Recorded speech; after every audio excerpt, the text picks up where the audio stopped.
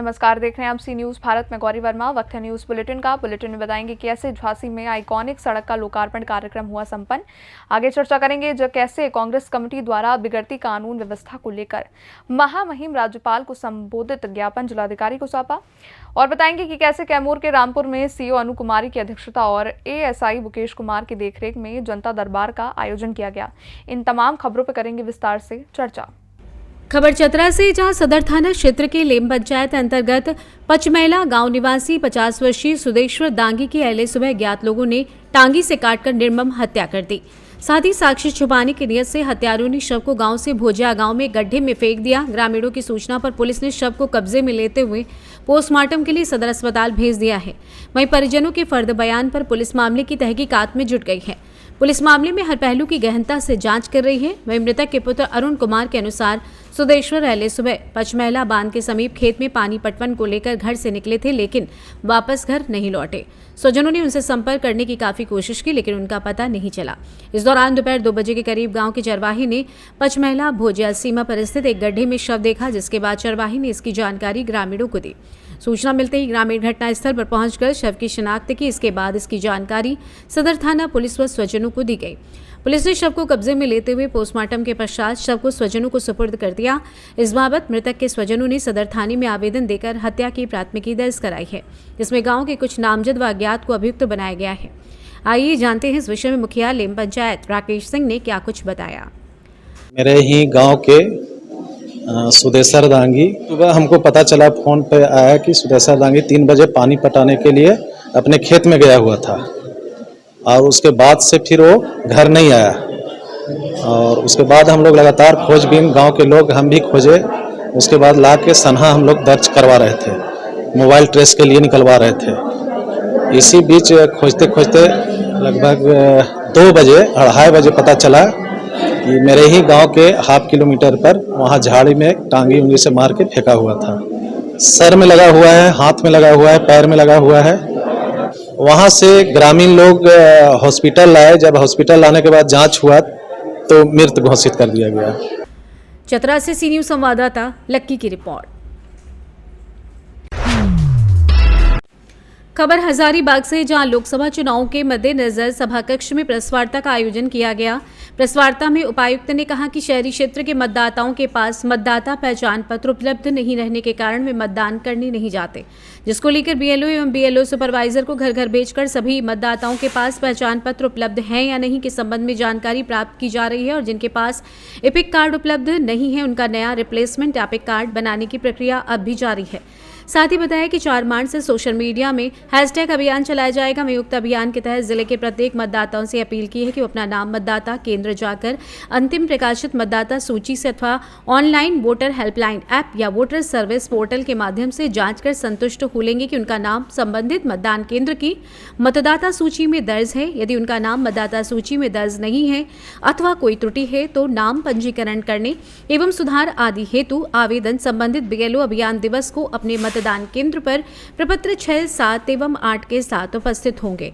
साथ ही स्वीप कार्यक्रम के तहत प्रेस प्रतिनिधियों के बीच मतदाता प्रतिज्ञा का शपथ पाठ कराया गया।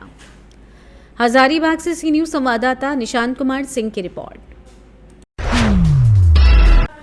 खबर पाकुड़ से, जहां झलसा रांची के निर्देशानुसार शनिवार को जिला विधिक सेवा प्राधिकार पाकुड़ के तत्वाधान में प्रधान जिला एवं सत्र न्यायाधीश सह अध्यक्ष जिला विधिक सेवा प्राधिकार पाकुड़ बालकृष्ण तिवारी की अध्यक्षता में एमएसीटी से संबंधित कार्यशाला आयोजित की गई। पाकुड़ न्यायालय के कॉन्फ्रेंस हॉल में की गई। कार्यक्रम का उद्घाटन प्रधान जिला एवं सत्र न्यायाधीश सह अध्यक्ष जिला विधिक सेवा प्राधिकार पाकुड़ बालकृष्ण तिवारी, अपर सत्र न्यायाधीश प्रथम राकेश कुमार, एसडीपीओ प्रदीप उरांव, जिला विधिक सेवा प्राधिकार पाकुड़ के सचिव अजय कुमार गुड़िया ने संयुक्त रूप से दीप प्रज्वलित कर की। वहीं कार्यक्रम में संबोधित करते हुए प्रधान जिला एवं सत्र न्यायाधीश सह अध्यक्ष जिला विधिक सेवा प्राधिकार पाकुड़ बालकृष्ण तिवारी ने कहा कि सड़क दुर्घटना में घायलों को चिकित्सीय सुविधा पहुंचाने, मृतकों के परिजनों को मुआवजा राशि भुगतान करने, पूरी प्रक्रिया में पुलिस व चिकित्सा पदाधिकारियों की अहम भूमिका है। और इस दौरान अपर सत्र न्यायाधीश प्रथम राकेश कुमार ने सड़क दुर्घटना एवं मोटर एक्सीडेंट क्लेम ट्रिब्यूनल से संबंधित कानूनी के बारे में विस्तार से बताया। मौके पर जिले के सभी प्रशासनिक अधिकारी, बीमा कंपनी के अधिवक्तागण, मेडिएटर पैनल अधिवक्ता, legal and defence council system के अधिवक्ता, पीएलबी समेत कोर्ट कर्मी मौजूद रहे। पाकुड़ से सी न्यूज संवाददाता पंकज भगत की रिपोर्ट। खबर रामगढ़ से, जहां जिला अग्निशमन विभाग रामगढ़ की टीम ने सदर अस्पताल रामगढ़ में मॉक ड्रिल कर सदर अस्पताल के कर्मचारी को आग से बचाव के विभिन्न तरीकों की जानकारी दी। अग्निशमन पदाधिकारी महेंद्र सिंह के नेतृत्व में विभाग के कर्मियों ने सदर अस्पताल परिसर में मॉक ड्रिल किया। इस दौरान अस्पताल कर्मियों व लोगों को आग से बचाव के तरीके बताए गए। बिजली के शॉर्ट सर्किट, गैस सिलेंडर व अन्य कारणों से लगने वाली आग से बचाव के अलग अलग तरीकों की विस्तारपूर्वक जानकारी दी गई। आपातकाल में अग्नि सुरक्षा एवं बचाव के प्राथमिक कार्यों का डेमो देकर कर्मचारियों को अग्निशमन उपकरणों को संचालित करने हेतु प्रशिक्षित किया गया। अग्निशमन पदाधिकारी महेंद्र सिंह ने बताया कि विभाग की ओर से अस्पताल कर्मियों को आग से बचाव के प्रति जागरूक किया गया। यहाँ के कर्मचारियों को आग से बचाव के तरीकों के बारे में बताया गया और अगर कहीं आग लग जाती है तो उसको कैसे बुझाना है इसके बारे में जानकारी दी गई। और इसके लिए हम फायर ब्रिगेड रामगढ़ के जो कार्यकर्ता हैं उनका आभारी हैं कि उनके सहयोग से हम अपने कर्मचारियों को शिक्षित कर पाए। इसके लिए फायर ब्रिगेड रामगढ़ के लोगों का कोटि से धन्यवाद। और हम ये इस तरह का कार्यक्रम हमेशा कुछ दिन पर हमें कर्मचारियों के लिए करवाते रहेंगे, जिनसे कि वो हमेशा मुस्तैद रहें, हमेशा तैयार रहें कि कभी भी कहीं पर भी कोई आग की दुर्घटना होती है तो उससे बचाव कर सकें। धन्यवाद। उन लोगों ने हमें प्रशिक्षण दिया, हमारे CHO ANM को प्रशिक्षण दिया। इसमें हम लोगों को बताया गया किस प्रकार हमें आग बुझाना है। इसमें 3 और 4 प्रकार के आग होते हैं, है ना, जिसमें जैसे कि हम घर में हम लोग काम करते हैं, हमारे यहाँ गैस सिलेंडर्स भी है, तो हम लोग कैसे उनको बुझाना है। हमारे यहाँ ABC एक्सटिंग्विशर है, जिसे अगर हमें पता नहीं है कि कौन सा आग के सोर्स से लगा है तो हम उसको यूज़ कर सकते हैं। तो ये सभी चीज़ें हम लोगों को इन प्रशिक्षण में बताया गया है, जो कि बहुत ही इस प्रशिक्षण से हम लोग लाभुक हुए हैं और आशा करते हैं कि आने वाले समय में हम लोग ऐसे और भी बहुत सारे प्रशिक्षण का हम लोग यहाँ पे आयोजन करें, ताकि हमारे और भी जितने स्टाफ है, नए स्टाफ है, वो भी सारे प्रशिक्षित हो सकें। धन्यवाद। आज सदर अस्पताल रामगढ़ में आग से बचाव के बारे में सभी स्टाफ, पदाधिकारी एवं कर्मचारी को आग के बचाव के वास्ते जानकारी दिया गया। आग 4 प्रकार का होता है, तो चारों प्रकार का कैसे पर आग पर काबू पाया जाता है उसका विशेष जानकारी इन लोग को दिया गया।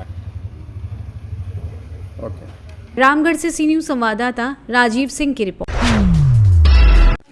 खबर रीवा से है, जहां MSP सहित अन्य मुद्दों पर मोदी सरकार द्वारा वादा खिलाफी पंजाब, हरियाणा, दिल्ली सहित पूरे देश में जारी आंदोलन का दमन रोकने शहीद किसान शिवकरण सिंह की हत्या पर दोषी पुलिस अधिकारियों मुख्यमंत्री मनोहर लाल खट्टर, हरियाणा के गृह मंत्री अनिल विज पर 302 का मुकदमा दर्ज करने सहित आगामी 14 मार्च को दिल्ली रामलीला मैदान में SKM द्वारा आयोजित किसान महापंचायत की तैयारी सहित प्रादेशिक व क्षेत्रीय समस्याओं को लेकर रीवा के ग्राम पंचायत बिहरा में किसान महापंचायत आयोजित की गई। महापंचायत की अध्यक्षता यज्ञ नारायण सिंह ने की। महापंचायत को संबोधित करते हुए डॉक्टर सुनील लाल जी ने कहा कि सरकार किसानों का दमन करना बंद करे। दिल्ली केवल मोदी सरकार की ही नहीं बल्कि इस देश के 142 करोड़ आवाम की भी है।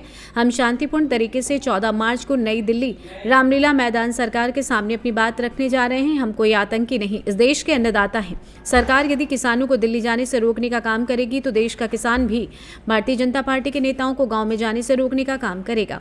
इस दौरान बद्री प्रसाद कुशवाहा, भैयालाल त्रिपाठी, रामायण सिंह, मोतीलाल तिवारी, मास्टर बुद्ध सेन पटेल, RS वर्मा, दिलीप सिंह, मान सिंह, उमेश सिंह, रामानुज तिवारी, विश्वनाथ चोटीवाला, अभिषेक पटेल, सुग्रीव सिंह, शेखर सिंह, लालमणि त्रिपाठी सहित सैकड़ों की संख्या में किसान साथी मौजूद रहे। देश के किसानों से मैं अपील करना चाहता हूं कि संयुक्त किसान मोर्चा द्वारा आयोजित रामलीला ग्राउंड में किसान मजदूर पंचायत में संपूर्ण कर्जा मुक्ति के लिए और MSP पर कानूनी गारंटी खरीद के लिए दिल्ली में वो शामिल हों।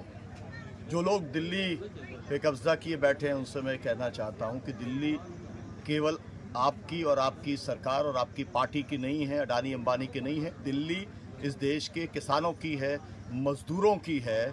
और मैं ये भी कहना चाहता हूं, ये याद रखना, अगर आप हमें दिल्ली में नहीं घुसने दोगे तो ये देश का किसान आपको भी गांव में नहीं घुसने देगा। इस बात को आपको याद रखना चाहिए। रीवा से सी न्यूज संवाददाता अर्जुन तिवारी की रिपोर्ट। खबर बाराबंकी से, जहां अखिलेश और राहुल के गठबंधन फॉर्मूले पर सांसद उपेंद्र रावत का निशाना। बोले, सपा, कांग्रेस और बसपा तीनों मिलकर भी लड़े फिर भी बड़े अंतर से चुनाव जीतेगी भाजपा। लोकसभा चुनाव 2024 को लेकर समाजवादी पार्टी और कांग्रेस का गठबंधन हो गया है। यूपी में कुल 80 लोकसभा सीटें हैं और सपा ने कांग्रेस को बाराबंकी समेत कुल 17 सीटें दी हैं।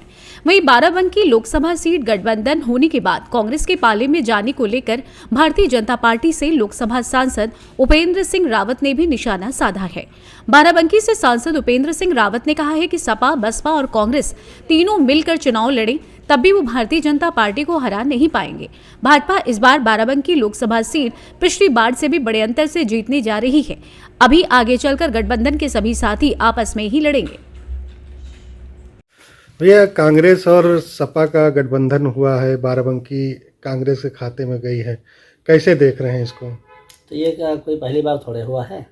मैं 2017 में विधानसभा का चुनाव लड़ा जैतपुर से। उस समय भी कांग्रेस और सपा का गठबंधन था और प्रत्याशी तनुज पुनिया ही थे। उसके बाद में 19 में मैं लोकसभा का चुनाव लड़ा, तब सपा और बसपा का गठबंधन हुआ। अब तीसरी बार में मैं तो ये सोच रहा था कि सपा, बसपा, कांग्रेस तीनों आ जाते साथ में, एक ही साथ मामला निपटा देते, लेकिन 17 वाली पुनरावृत्ति हुई है। कांग्रेस और सपा के गठबंधन के प्रत्याशी, ऐसा सुना जा रहा है कि यहाँ पर चुनाव लड़ेंगे, तो हम उनके लिए तैयार हैं। भारतीय जनता पार्टी के कार्यकर्ता तो रात दिन चुनाव में लगे रहते हैं। क्या लगता है कि जिस तरीके से भाजपा का जन जन तक उनकी बातें पहुंची हैं, विपक्षी दलों के पास कोई साधन अब नहीं बचा है सवाई इसके कि गठबंधन किया जाए? भाई, गठबंधन भी अगर है तो गठबंधन होने के बाद एक बार बीच में टूट भी गया और फिर राहुल गांधी जी की यात्रा शुरू हुई।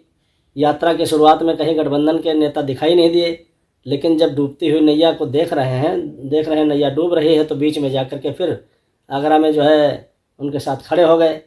तो जब वो पूरा सफ़र एक साथ चल ही नहीं पा रहे हैं, अभी चुनाव के पहले मैं आपसे कहता हूं कि चुनाव के दौरान ही देख लीजिएगा, ये दोनों आपस में एक दूसरे से लड़ेंगे। बाराबंकी से सी न्यूज संवाददाता मोहम्मद अरशद की रिपोर्ट। खबर झांसी से, जहां महापौर बिहारी लाल आर्य की अध्यक्षता में 15वें वित्त आयोग के अंतर्गत नगर निगम झांसी द्वारा बनाई गई 2 आइकॉनिक सड़क का आज लोकार्पण कार्यक्रम संपन्न हो गया। ये आइकॉनिक सड़क कानपुर रोड, यूनिवर्सिटी पुलिस चौकी से जेल चौराहे तक एवं जीवन शाह तिराहे से बीकेडी चौराहे होते हुए ग्वालियर रोड स्थित अटल पथ तक बाईं ओर निर्मित की गई है। आइकॉनिक रोड योजना के अंतर्गत सौंदर्यीकरण का कार्य किया गया है। ग्वालियर रोड स्थित अटल पथ से बीकेडी, जीवन शाह तिराहे तक एवं जेल चौराहे से यूनिवर्सिटी पुलिस चौकी तक दाईं ओर आइकॉनिक रोड योजना के अंतर्गत सौंदर्यीकरण का कार्य कराया गया है। इस अवसर पर नगर निगम के महापौर बिहारी लाल आर्य ने कहा कि चुनाव के समय हमने जनता से झांसी के समुचित विकास तथा सुंदर व आकर्षक झांकी बनाने का वादा किया था। इसी वादे को निभाने के लिए हम भरसक कोशिश कर रहे हैं। लगभग 8.28 करोड़ की लागत से दोनों आइकॉनिक सड़क निर्मित की गई है। इनमें पर्यावरण का भी ध्यान में रखकर सड़क के दोनों ओर किनारे की तरफ हरियाली की गई है। उन्होंने बताया कि मुख्य मार्ग पर जाम की लगने वाली समस्याओं को देखते हुए सभी मार्गों पर सड़कों का चौड़ीकरण भी कराया जा रहा है। उन्होंने कहा कि जहां जहां जरूरत होगी वहां सड़कें चौड़ी की जाएंगी। आम जनता को किसी भी तरीके की असुविधा का आवागमन में नहीं होने दी जाएगी। ये जो है झांसी महानगर को सुसज्जित बनाने के लिए यहाँ जो है कानपुर बाईपास अटल चौराहे से लेकर और बाईं और दाईं दोनों तरफ ये जो है जेल चौराहे तक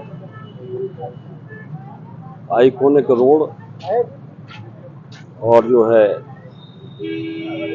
डूम लाइट, साज सज्जा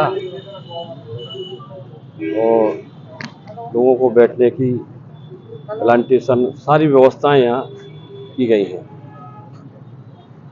निश्चित रूप से इसी तरह का एक दूसरा हमारा बीकेडी, जीवन शाह से बीकेडी चौराहा था। ये दोनों ये है 4 करोड़ 15 लाख रुपए की लागत से और वो है 4 करोड़ 13 लाख, दोनों मिलाकर 8 करोड़ 28 लाख की लागत से ये 15वें वित्त की निधि से इसका निर्माण किया गया है। ब्यूरो रिपोर्ट, सी न्यूज भारत। खबर झांसी से, जहां शहर कांग्रेस कमेटी द्वारा उत्तर प्रदेश में दिनों दिन बिगड़ती कानून व्यवस्था को लेकर महामहिम राज्यपाल को संबोधित ज्ञापन जिलाधिकारी को भेंट किया गया।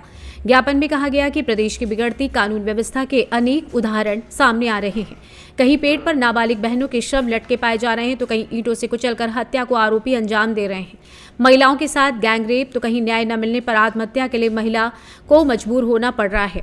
बता दें, यही नहीं, एक और दिल दहला देने वाली घटना हाल ही में घटित हुई है, जिसमें जनपद रामपुर में डॉक्टर अंबेडकर स्मारक की मांग पर 10वीं की परीक्षा देकर लौट रहे सिलाई बारा गांव के 17 वर्षीय दलित छात्र सुमेश की पुलिस की गोली से हुई मौत उत्तर प्रदेश की ध्वस्त होती कानून व्यवस्था का विभत्स उदाहरण है। वर्तमान में उत्तर प्रदेश में काबिज डबल इंजन की सरकार जंगलराज की गारंटी बनी हुई है। विगत दिवस रामपुर के सिलाई बारा में अंबेडकर जी की प्रतिमा स्थापित करने के संदर्भ में एक दलित बच्चे शैलेश की पुलिस द्वारा हत्या की गई है। पूरे उत्तर प्रदेश में दलितों के खिलाफ एक जबरदस्त मूवमेंट चल रहा है। जहाँ जहाँ मूर्तियाँ स्थापित की जा रही हैं, उनके खिलाफ पुलिस द्वारा दंडात्मक कार्रवाई की जा रही है। इसी तरह महिलाओं के खिलाफ बनारस के ITU कैंपस में पिछले दिनों भाजपाई कार्यकर्ताओं द्वारा जो जाति की गई, इसी तरह बाराबंकी में महिलाओं को उनके उत्पीड़न के खिलाफ अपने को सुसाइड करना पड़ा।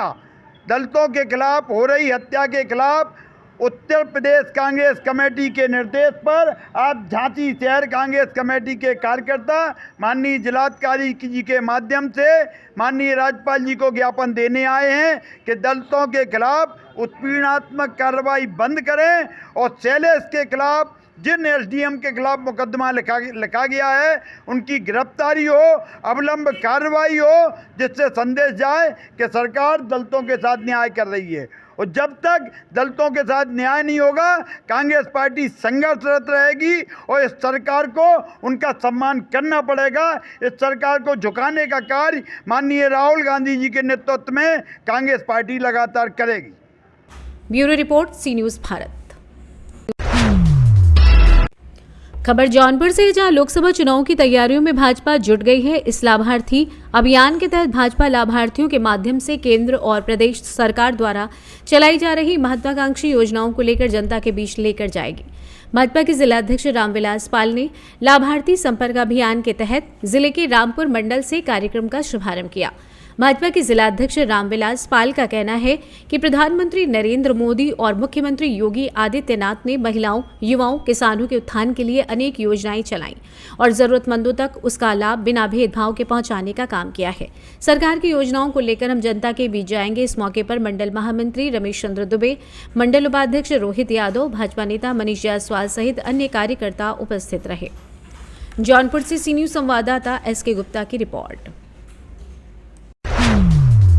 खबर कैमूर जिले से, जहां रामपुर बेलाव थाने में CO अनु कुमारी की अध्यक्षता व ASI मुकेश कुमार की देखरेख में जनता दरबार का आयोजन किया गया, जहां 2 भूमि विवाद से संबंधित आवेदन आए, जिनकी जानकारी CO श्री कुमारी ने बताया कि एक भूमि विवाद का मामला निष्पादन कर दिया गया है, वहीं दूसरा आवेदन करिगाई गांव के वादी विकास सिंह प्रतिवादी अवधेश सिंह के बीच रैयती भूमि को लेकर आपसी बंटवारे का विवाद, जिसमें प्रथम दृष्टया हल्का कर्मचारी को जांच हेतु दिया गया एवं अगले जनता दरबार में दोनों पक्ष को साक्ष्य के साथ उपस्थित होने के लिए कहा गया।